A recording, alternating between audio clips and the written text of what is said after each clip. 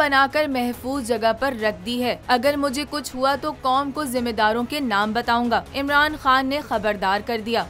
मैंने एक टेप भी एक वीडियो बनाई हुई है, महफूज जगह पे रखी है कि अगर मुझे कुछ होता है तो वो भी पब्लिक को पता चलेगा कि कौन कौन कैरेक्टर्स ने क्या क्या किया है। ये जो मुल्क को, इस मुल्क से जो इतनी बड़ी गद्दारी की है वो किस किस ने की।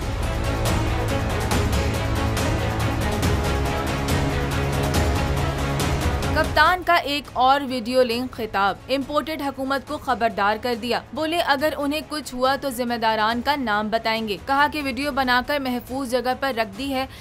मैंने एक टेप भी एक वीडियो बनाई हुई है, महफूज जगह पे रखी है कि अगर मुझे कुछ होता है तो वो भी पब्लिक को पता चलेगा। इमरान खान की इलेक्शन कमीशन पर भी कड़ी तनकीद। पंजाब के ज़िमनी इंतखाबात में धांधली का खदशा जाहिर कर दिया। इमरान खान ने वीडियो लिंक खिताब में कहा कि अगर दीवार से लगाया गया तो सब कुछ बेनकाब कर दूंगा।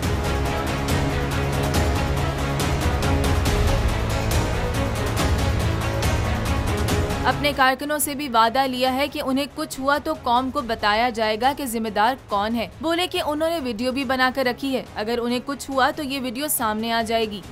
मैंने एक टेप भी एक वीडियो बनाई हुई है, महफूज जगह पे रखी है कि अगर मुझे कुछ होता है तो वो भी पब्लिक को पता चलेगा। इमरान खान ने सवाल उठाया कि क्या इस मुल्क में बुनियादी हकूक खत्म कर दिए गए हैं। इमरान खान ने कहा कि फैशिस्ट इम्पोर्टेड हुकूमत ने PTI के जमहूरी और पुरअमन एहतजाज के खिलाफ रियासत की ताकत इस्तेमाल की। चेयरमैन PTI ने कहा कि मुल्क सही सिमत की जानिब जा रहा था, उस वक्त साजिश की गई। साजिश करने वालों के जहन में भी नहीं था इस तरह लोग निकलेंगे। साजिश से जो लोग हम पर मुसल्लत किए वो चोर हैं। दुनिया के अखबारात में उनको चोर कहा जाता है। पाकिस्तान के हम सब जानते हैं 30 साल से ये वो लोग हैं जिनकी इंटरनेशनल फेम है चोरी की।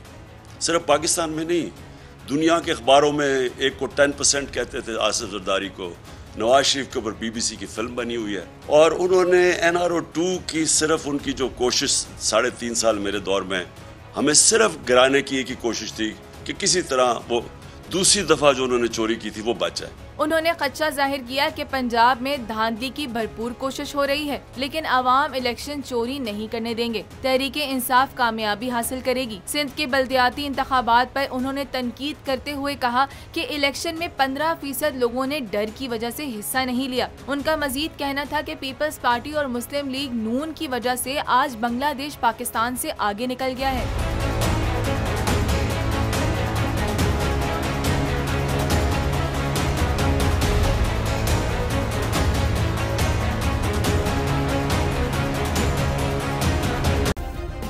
सब्सक्राइब करें और बेल दबाएं ताकि कोई खबर रह न जाए।